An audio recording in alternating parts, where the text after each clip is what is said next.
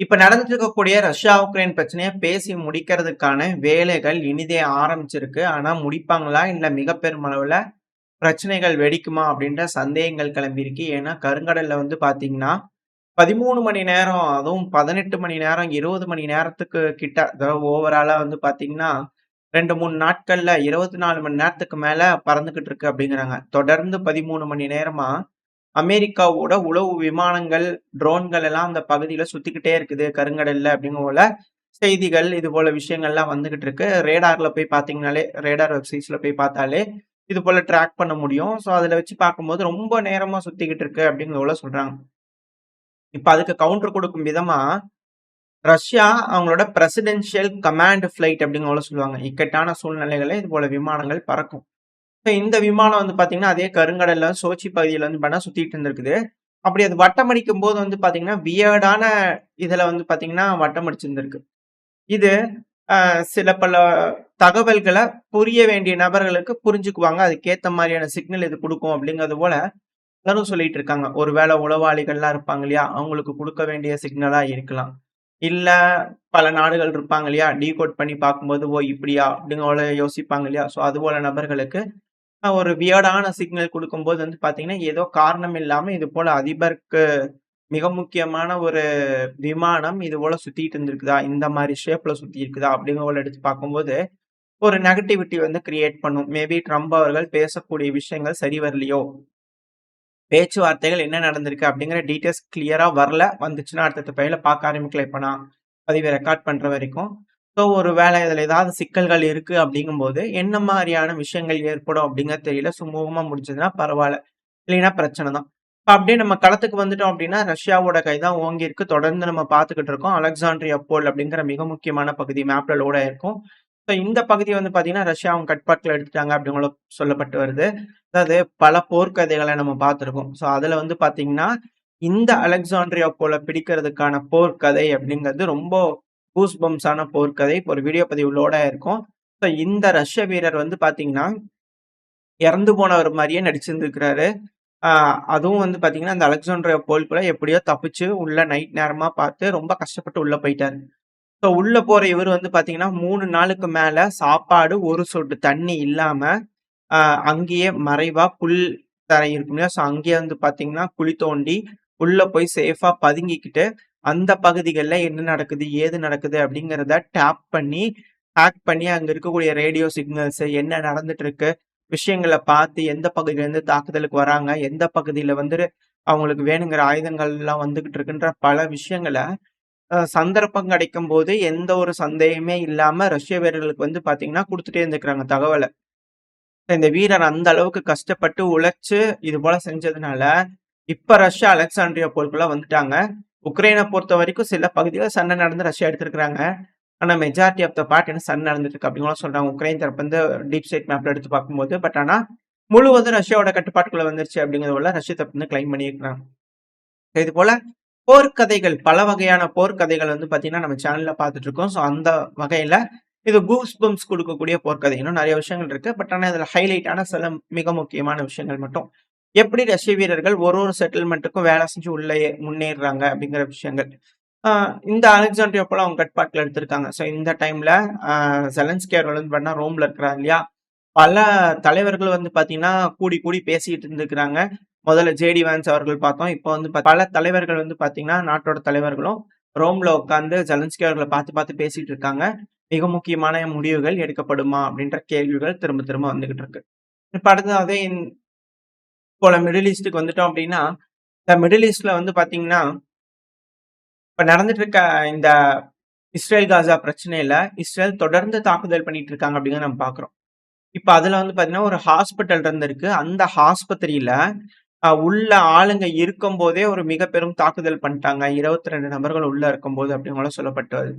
அதுவும் குறிப்பா இப்பலாம் ஹாஸ்பிட்டல்ஸ் இந்த பாதுகாக்க வேண்டிய பகுதிகள் மேலலாம் மிக பெருமளவுல இஸ்ரேல் தாக்குதல் பண்றாங்க அப்படின்ற குற்றச்சாட்டுகள் வந்துகிட்டு இருக்கு. இதுல என்ன ஒரு வேடிக்கை அப்படின்னா, இந்த துருக்கியோட சைட்லாம் இருக்கும் இல்லையா? இந்த எக்ஸ் தளங்கள்லாம். ஸோ அங்க வந்து பார்த்தீங்கன்னா, நம்மளுக்கு மிரட்டல் விடுறாங்க. "இங்க பாரு பைகாட்டா அது இதுன்னு சொல்ற வேலையெல்லாம் வச்சுக்காத இந்தியா, இல்லன்னா போர்க்கப்பல்கள்" அப்படின்னு வச்சுக்கிறாங்க. "வா வந்து தான் பாரு" அப்படிங்கிறது போல இருக்கு. பட் இருந்தாலும் அது வந்திருக்குது. செய்தி வந்தோனே, இந்த இவங்ககிட்டலாம் போய் பேசிட்டா இருக்கணும். பேன் பண்ணுங்கப்பா அப்படிங்கலாம் பேன் பண்ணி விட்டாங்க அந்த சேனல்லயே. ஸோ இது போல தான் ரெஸ்பான்ஸ் இருக்கணும். அன்னெசசரி ஆளுங்கிட்டலாம் வந்து பேசக்கூடாது. ஏன்னா, இவங்க எப்படி தெரியுமா? இஸ்ரேல் வந்து இது போல தாக்குதல் பண்ணிக்கிறாங்க. இஸ்ரேல்! அதாவது ஃபேஸ் ரியாக்ஷன் தான் ரொம்ப இம்பார்ட்டன்ட். இஸ்ரேல்! அதாவது இது சவுண்ட் குடுக்கறதுலயே அசிங்கமாயிருமா? அப்படிங்கிறது போல நம்மளுக்கு ஒரு சந்தேகங்கள் வந்துரும். எப்படித்தான் இந்த துருக்கியோட அதிபருக்கு வந்து பார்த்தீங்கன்னா, இருக்குமோ தெரியல. கண்டனங்களுக்கு மட்டும் குறைவில்லாம விடுவாரே தவிர, அவங்க கிட்ட வர்த்தகம் மட்டும் செஞ்சுக்குவார். ஹி ஹி ஹி அப்படிங்கிறது போல. அதே போல நம்ம கிட்ட வரலன்னா, வாய் மேலயே 2 குத்து குத்திருவோன்றது போல நம்ம பைகாட் பண்ணிக்கிட்டு இருக்கோம். இது போல பேச்சுக்கு மட்டும் அவங்க கிட்ட குறைவில்ல. பட் ஆனா, செயல்கள்லாம் திறன்பட செஞ்சுகிட்டு இருக்கிறாங்க அப்படிங்கிறது மாற்றுக்கிறது இல்ல. எது எப்படியோ. இப்ப நம்ம மெயினான விஷயத்துக்குள்ள வர ஆரம்பிச்சிடலாம். ஸோ இத கண்டிச்சு, ஆனா யமன் ஹூதிஸ் வந்து துருக்கியோ மாரிலாம் கிடையாது. செயல்ல இறங்குறவங்க. பேசவே மாட்டாங்க. அதுக்கு பதிலா இவங்க என்ன செய்றாங்கன்னா, அடிச்சுட்டு தான் பேசுவாங்க. ஸோ இப்ப ஹைப்பர்சோனிக் மிசைல வந்து பார்த்தீங்கன்னா, அவங்க தரப்புல இருந்து பாலிஸ்டிக் மிசைல், ஹைப்பர்சோனிக் மிசைல் சொல்றாங்க. பட் ஆனா யமன் ஹூதிஸ் தரப்புல இருந்து திரும்பவும் இஸ்ரேல தாக்குறதுக்காக ஒரு அட்டெம்ப்ட் எடுத்துருக்காங்க. ஸோ அப்படி அட்டெம்ப்ட் எடுத்தா நாங்க தடுத்து நிறுத்திட்டோம் அப்படிங்கிற இஸ்ரேல் சொல்றாங்க. ஆனா யமன் ஹூதிஸ் தொடர்ந்து இது போல தாக்குதல் பண்ணிட்டே இருக்கிறாங்க. என்னதான் இஸ்ரேல் யமன் ஹூதிஸ் மேல தாக்குதல் பண்ணாலுமே, இழப்புகள் ஏற்பட்டாலும் தொடர்ந்து அவங்களோட விடாமுயற்சி இஸ்ரேலுக்கு அழுத்தங்கள் குடுக்கணும் அப்படின்ற முடிவுல அவங்க தெளிவா இருக்கிறாங்க. 2வது மக்களும் அலைகடலான திரண்டு வந்து அவங்களுக்கு ஆதரவும் குடுத்துக்கிட்டு இருக்காங்க. யமன்ல இருக்கக்கூடிய மக்கள் அப்படிங்கிற மாற்று கருத்துல. இவங்களே இஸ்ரேலுக்கு யமனா மாறிருவாங்களா? அப்படின்ற ஒரு சந்தேகங்கள் இருக்கு. சரி என்ன நடக்க போகுன்றது பார்க்கலாம். ஏன்னா இந்த இடத்துல வந்து தட்டி கேட்குறாங்க அப்படின்னா, அது ஒரு நாடுனா அது யமன், ஹவுதீஸ் தான். ரிபல்ஸ் தான். பட் இருந்தாலும் வந்து ஏன்னா முழு யமனும் அவங்க கட்டுப்பாட்டுக்குள்ள இல்ல. இதுதான் இதுல இருக்கக்கூடிய மிக பெரும் ஹைலைட். ஒரு சின்ன பார்ட் தான் அவங்க கிட்ட இருக்கு. பட் இருந்தாலுமே அவங்களோட கடுகு சிறுத்தாலும் காரம் குறையாதும்பாங்க இல்லையா? ஸோ அதுபோல இருக்கு அப்படிங்கிற மாற்று கருத்துல. இந்த பிராந்தியத்த பொறுத்தவரைக்கும் எந்த மாதிரியான முடிவுகள் வருதுன்னு பார்ப்போம். ஏன்னா ஹோஸ்டேஜ் டீலுக்குலாம் வந்திருக்காங்க. ஹமாஸ் தரப்புன்னு சொல்லிக்கிறாங்க. 8 நபர்கள், 6 நபர்கள் அப்படிங்கலாம் சொல்லப்பட்டு வருது. ஒரு வேளை ஒத்துக்கிட்டாங்க அப்படின்னா, அடுத்த 60 நாளுக்கு சீஸ் ஃபயர் வரும் அப்படிங்கலாம் சொல்றாங்க. இது வரவேற்கத்தக்க வேண்டிய விஷயம். இல்லைன்னா, இழப்புகள் அப்படிங்கிறது காசால ஏற்பட்டுக்கிட்டே இருக்கு. ஏன்னா தொடர்ந்து தாக்குதல் பண்ணிக்கிட்டே இருக்கிறதுனால. இப்ப அப்படியே நம்ம நம்ம சைடு கிட்ட வந்துட்டோம்னு வச்சுக்கங்க. ஏன்னா இந்த ஏசியா பிராந்தியத்த பொறுத்தவரைக்கும் சீனா இப்ப கட்டுக்கடங்காம ஓடிட்டு இருக்குது. அந்த சீனா வந்து பார்த்தீங்கன்னா, அடுத்தடுத்த கட்ட வளர்ச்சிய நோக்கி போயிட்டு இருக்காங்க. இந்த வளர்ச்சியில வந்து பல நாடுகளும் இதுல தீவிரமா இறங்கியிருக்காங்க. அதுவும் குறிப்பா நம்ம, ரஷ்யா எல்லாருமே இறங்கியிருக்கோம். அதாவது இப்ப இருக்கக்கூடிய விஷயங்கள் அப்படின்னா, ஹைப்பர்சோனிக் மிசைல வந்து யாராலயுமே தடுத்து நிறுத்த முடியாது. எதிர்காலம் அப்படிங்கிறது வந்து பார்த்தீங்கன்னா, இந்த ஹைப்பர்சோனிக் மிசைல நம்பி தான் இருக்கு அப்படிங்கிறதுலாம் மாற்று கருத்து இல்ல. ஏன்னா எந்த ஒரு பகுதியையும் ஹைப்பர்சோனிக் மிசைல யூஸ் பண்ணி அ வினாடிகள்ல தாக்கலாம் அப்படிங்கிறது தான் இதுல இருக்கக்கூடிய விஷயம். அவங்க கிட்ட இருக்கக்கூடிய ஹைப்பர்சோனிக் மிசைல்லாம் ஸ்பேஸ் ரீஎன்ட்ரி வெஹிக்கிள் அதாவது விண்வெளியிலிருந்து திரும்பவும் நம்மளோட வான் பகுதிக்குள்ள என்டர் ஆகும்போது, அதோட வேகம் அப்படிங்கிறது வந்து பார்த்தீங்கன்னா, மாக் 5க்கும் மேல இருக்கும். ஸோ இப்போ சீனா இப்போ பண்ணி வச்சிருக்கிற சோதனைய வச்சு பார்க்கும்போது, இந்த உலகத்துல இருக்கக்கூடிய எந்த பகுதிய வேணாலும் 30 நிமிடங்கள்ல தாக்க முடியும் அப்படிங்கிறது போல அவங்க சொல்றதா சொல்லப்பட்டுட்டு வருது. இது மேபி முன்ன பின்ன இருக்கலாம், மாறுதட்டிக்கலாம், பொய் சொல்லலாம், என்ன வேணா இருக்கலாம். பட் ஆனா இது போல தொழில்நுட்பங்கள்ல ஆராய்ச்சியில ஈடுபட்டிருக்காங்க. அதுதான் நம்ம ஃபோக்கஸ் பண்ண வேண்டிய விஷயம். ஒரு நாடு கண்டுபிடிச்சுட்டாங்க அப்படிங்கிறதுக்காக நம்ம வருத்தப்பட்டுட்டோ, இல்ல அது பெருமையா பேசிக்கிறதுக்கெல்லாம் இங்க இல்ல. அதாவது இது போல தொழில்நுட்பங்கள் இருக்கு. நம்மளும் அத நோக்கி போயிட்டு இருக்கோமா? நம்ம நாடு எந்த அளவுக்கு இருக்கு? அப்படிங்கிறது போல, ஓ! இதெல்லாம் எதிர்காலத்துல வரப்போகுதா? அப்படிங்கிற விஷயங்கள நம்ம தெரிஞ்சுக்கிட்டோம்னா, நம்மளோட குழந்தைகளுக்கு சொல்லும்போது, குழந்தைகள் அது பிறந்து தெரிஞ்சுக்கும்போது, அவங்களோட யோசனைகள்ன்றது இத விட அதிகமா இருக்கும். அவங்க மேல வளர்ந்து வரும்போது, இத விட அதிநவீனமான விஷயங்கள அவங்க கண்டுபிடிப்பாங்க. அதாவது இப்பலாம் வந்து பார்த்தீங்கன்னா, ஒரு மிசைல நம்ம பூமியிலிருந்து ஏவுனோம்னா, அது விண்வெளிக்கு போயி, விண்வெளியிலிருந்து ஒரு ரீஎன்ட்ரி வெஹிக்கிள் வந்து பார்த்தீங்கன்னா, திரும்பவும் நம்மளோட பூமிக்குள்ள வருது அப்டின்னா, அதுல ஏகப்பட்ட சிக்கல்கள் இருக்கு. இப்ப சீனா தரப்புலருந்து என்ன சொல்றாங்க அப்டின்னா, விண்வெளியிலிருந்தே நம்ம லான்ச் பண்ணிடலாம். அதாவது ஸ்பேஸ் ஸ்டேஷன் அப்டிங்கிறது வந்து பார்த்தீங்கன்னா, சீனாக்கு இருக்கு. இன்டர்நேஷனல் ஸ்பேஸ் ஸ்டேஷன் இருக்கு. ரஷ்யா தனியா வைக்கணும் அப்டிங்களும் யோசிக்கிறாங்க. நம்ம தனியா வைக்கணும் அப்டிங்களும் யோசிக்கிறோம். ஸோ இதுபோல ஸ்பேஸ் ஸ்டேஷன்ஸ் இருக்கும்போது, ஸ்பேஸ் ஃபோர்ஸா அவங்க மாறிடுறாங்க. விண்வெளி வீரர்களா அவங்க மாறிடுறாங்க. இதுதான் ஸ்பேஸ ஆயுதமாக்குறது அப்படிங்கிற போல அமெரிக்க தரப்புன்னு சொல்லிட்டு இருக்காங்க இல்லையா? ஸோ அது எல்லாமே இதுதான். இந்த விண்வெளியிலிருந்து ஒரு மிசைல் அதாவது ஒரு ரீஎன்ட்ரி வெஹிக்கிள நம்ம லான்ச் பண்றோம்னு வச்சுக்கோங்களேன். ஸோ இந்த ரீஎன்ட்ரி வெஹிக்கிள நம்ம பூமியிலிருந்து ஏவணும்னு நீடு கிடையாது. அத ஏவுனா தான் கண்டுபிடிப்பாங்க, இன்டர்செப்ட் பண்ண யோசிக்க முடியும். நம்ம லான்ச் பண்றதே விண்வெளியிலிருந்து லான்ச் பண்றோம் அப்படிங்கும்போது, அதாவது அதுக்கு விண்வெளிக்கு போயிருக்கணும்லப்பா அப்படிங்கிற கேள்வி வேணா ராக்கெட்ஸ். ராக்கெட்ஸ வச்சு நம்ம விண்வெளியில போர்க்காலம் இல்லாத சமயத்துல அனுப்பிடலாம். அதுவும் பூமிய சுத்தி சுத்தி வட்டம் அடிச்சுக்கிட்டே இருக்கும். அது அந்த விண்வெளியில வந்து பார்த்தீங்கன்னா, வட்டம் அடிச்சுக்கிட்டே வந்துகிட்டு இருக்கும். ஒரு வேள போர்ன்னு வருது அப்டின்னா, விண்வெளியில அப்படி வட்டம் அடிச்சுக்கிட்டு இருக்கக்கூடிய சேட்டலைட்ஸ் மாரின்னு வச்சுக்கோங்களேன். ஸோ அது என்ன பண்ணும்னா, இது போல ரீஎன்ட்ரி வெஹிக்கிள லான்ச் பண்ணி விட்டுரும் பூமிய நோக்கி. ஸோ அப்படி லான்ச் பண்ணும்போது, அந்த ரீஎன்ட்ரி வெஹிக்கிள்ஸ்லாம் பூமிக்குள்ள என்டர் ஆகும்போது, அதிநவீனமயமான ஆ ஆயுதங்கள் வந்து பார்த்தீங்கன்னா, வேகமா வந்துகிட்டு இருக்கும். ஹைப்பர்சோனிக் வேகத்துல வந்துகிட்டு இருக்கும். ஸோ இதெல்லாம் வரும்போது மாக் 20 வரைக்கும் போகும். மேக் 20 வரைக்கும் போகும் அப்படின்லாம் சொல்றாங்க. ஸோ இது போல வேகத்துல வரதுனால எந்த ஒரு ஏர் டிஃபென்ஸ் சிஸ்டமும் அத தடுத்து நிறுத்த முடியாது. கண்டுபிடிக்க முடியாது.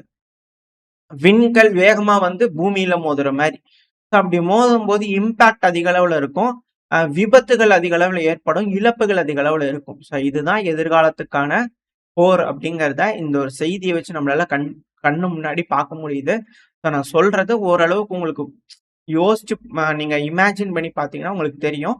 அது விண்வெளியிலருந்து ஒரு ஆயுதம் உள்ள வருது. அத நம்மளால தடுக்க முடியாது அப்படின்னா, விண்கல் நம்ம மேல வந்து விழுகுற மாரி. இப்ப இழப்புங்கிறது அதிக அளவுல இருக்கும். அதாவது இதெல்லாம் வந்து நார்மல் ஆயுதங்களா இருந்தா பரவால்ல. இதே அணு ஆயுதம் ஏந்திய ரீஎன்ட்ரி வெஹிக்கிள்லாம் உள்ள வருது அப்படின்னா, இழப்புகள் பெருமளவுல இருக்கும் அப்படிங்கிறதுல மாற்று கருத்து இல்ல. இது போல பேச ஆயுதம் பண்ணிட்டாங்க அப்படின்னா, அது இந்த பூமியில இருக்கக்கூடிய எல்லா நாடுகளுக்குமே வந்து பார்த்தீங்கன்னா சிக்கல் தான். ஏன்னா விண்வெளிக்கு ஒரு பொருள அனுப்பிட்டோம்னா, அது சுத்திக்கிட்டே தான் இருக்கும்.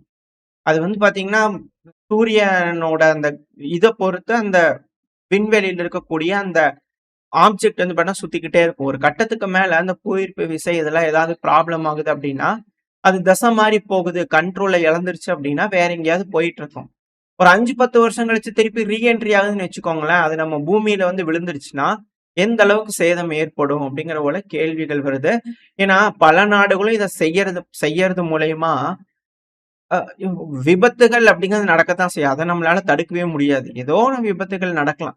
அதுக்காக நம்ம செய்யாமயே இருக்க முடியாது. இப்போ ஒரு இடத்துக்கு போறோம் அப்படின்னா, ஆக்சிடென்ட் ஆகுறது வாஸ்தவம் தான். பட் ஆனா அதுக்காக போகாம இருக்க முடியாது இல்லையா? ஸோ அதுபோல தான் இதுபோல செய்யறாங்க.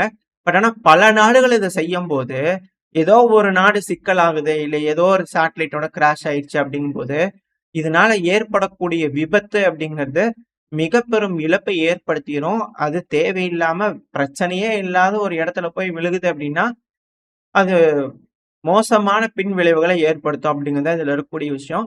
எப்படி நாடுகள் இதெல்லாம் கையாள போறாங்க அப்படிங்கிறத பொறுத்து தான் பார்க்கணும். ஒரு வேளை எப்படி இந்த நாடுகள்லாம் உட்கார்ந்து பேசி, இதுக்கு ஒரு செக்யூர்டான ஒரு விஷயத்த யோசிச்சு, இந்த ஐநா சபையெல்லாம் வச்சிருக்காங்களே அதெல்லாம் இருக்குமா? இல்ல இருக்காதா? என்ன ஏதுன்னு தெரியல. பட் ஆனா இது போல விஷயங்கள்லாம் அங்க உட்கார்ந்து பேசி ஒரு முடிவுகள் எடுத்தாங்கன்னா பரவால்ல. அப்படி இல்லன்னா இதுக்கு ஒரு சேஃப்டி, செக்யூரிட்டி ஸ்டாண்டர்ட்ஸ்லாம் இல்லாம, பல நாடுகளும் தாந்தோணித்தனமா செஞ்சு செஞ்சு மேல விண்வெளிக்கு அனுப்பிச்சுட்டு இருக்கிறாங்க அப்படிங்கும்போது, சிக்கலை ஏற்படுத்திரும். ஏன்னா, இப்ப ஈரான் அனுப்புறாங்க, நார்த் கொரியா அனுப்புறாங்க, பல நாடுகள் அனுப்பிட்டு இருக்கிறாங்க. இப்ப யூரோப்லாம் அனுப்புறாங்க, எல்லாரும் அனுப்புறாங்க அப்படின்னா, எல்லாருக்குமே இது போல ஒரு யோசனை வரும். நம்ம ஒரு விண்வெளி ஸ்டேஷன் வந்து பார்த்தோம் உருவாக்கிக்கலாம். அந்த இடத்துலருந்து நம்ம ஆயுதங்களை ஏவலாம் அப்படின்னு யோசிச்சு செய்ய ஆரம்பிச்சாங்கன்னா, சிக்கலை ஏற்படுத்திரும். பல நாடுகள் செய்யும்போது. இது அணு ஆயுதத்தை விட பல மடங்கு மோசம் அப்படிங்கிறது தான் இதுல இருக்கக்கூடிய விஷயம். என்ன மாரியான முடிவுகள் இந்த உலகம்ல எடுக்க போறாங்க? வரக்கூடிய காலம் என்ன மாரியான ஆயுதங்கள்லாம் நம்ம பார்க்க போறோம் அப்படிங்கிறதெல்லாம் வெயிட் பண்ணி பார்த்தரலாம். ஓரளவுக்கான தகவல்கள் இந்த பதிவுல பார்த்திருப்போம்னு நெனைக்கிறேன். இதோட இந்த பதிவ நான் முடிச்சுக்கலாம். இந்த பதிவு எப்படி இருந்துச்சு உங்களுக்கு பிடிச்சிருக்கா? பிடிச்சுருந்தா லைக் பண்ணிட்டு உங்க ஃப்ரெண்ட்ஸ் அண்ட் ஷேர் பண்ணிக்கோங்க. அது கூடயே மறக்காம இந்த பதிவு பத்தி உங்களோட கருத்துக்கள கமெண்ட் செக்ஷன்ல சொல்லுங்க. இந்த பதிவு நல்லா இருக்கும்னு நம்பிக்கையில அடுத்த பதிவுல உங்கள சந்திக்கிறேன். அது வரைக்கும் ஸ்டே சேஃப். பாய்.